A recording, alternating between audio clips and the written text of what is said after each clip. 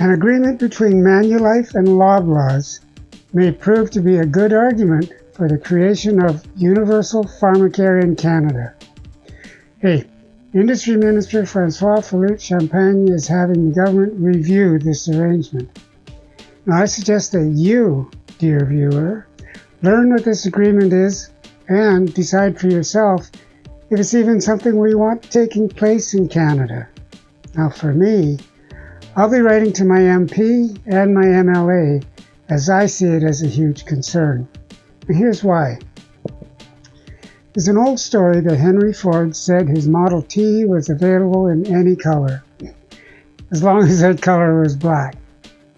Well, now it seems that if your medical coverage in Canada is through Manulife and you're living with certain conditions, you'll have the freedom to choose whatever pharmacy you get your medications from, as long as that pharmacy is part of Loblaws. You see, it was reported in late January that Manulife made an announcement that its coverage of 260 specialty prescription drugs will only apply at pharmacies owned by Loblaws. Pharmacies such as Shoppers Drug Mart. Now, proponents of this practice, which, by the way, is widespread south of the border, believe that limitations of this kind improves competition and lowers costs. I really wonder about that. If it's truly the case, why then does Florida want to get their prescription drugs from Canada so badly? Now, I tend to fall into the opposing camp and believe that this move is based solely on a desire to increase profits for shareholders and CEOs. I don't see any benefit for independent pharmacies, and I'm concerned about how it will affect the quality of pharmaceutical care for us, the patients. But what about the person who doesn't have a Loblaws-owned pharmacy within reasonable reach? What about residents in rural locations?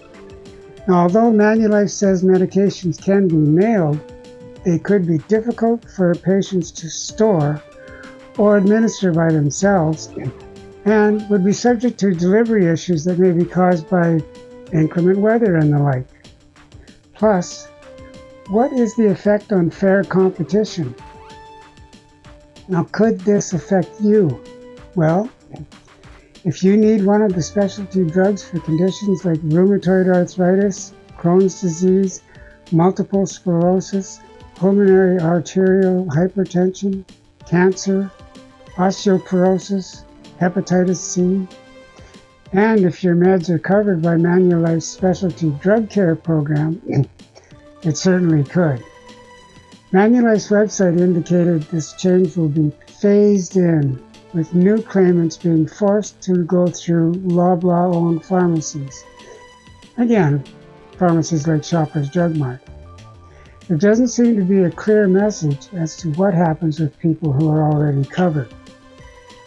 And even if it doesn't affect you now, it sets a precedent that is harmful to fair competition and favors huge conglomerates over independent pharmacies. Now, this may well be the future in medical coverage if we don't stand up now. Do we want US-style medical coverage here? Well, perhaps we need to demand that the current federal government keep its promise of Universal Pharmacare in order to protect us, the citizens. Now, I was listening to a CBC radio broadcast on this issue, and I heard that this can't happen in Quebec, as Quebec has legislation prohibiting it. That's why I suggest writing to both your MP and your MLA.